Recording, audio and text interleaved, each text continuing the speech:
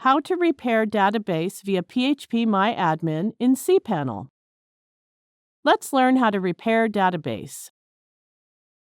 Click phpMyAdmin. On the left sidebar, there are databases. Click on the database you want to repair. Click to check all the boxes in the table column.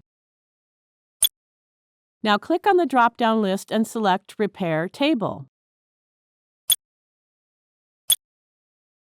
It shows OK for the table which has been repaired. It might give an error message for a few tables.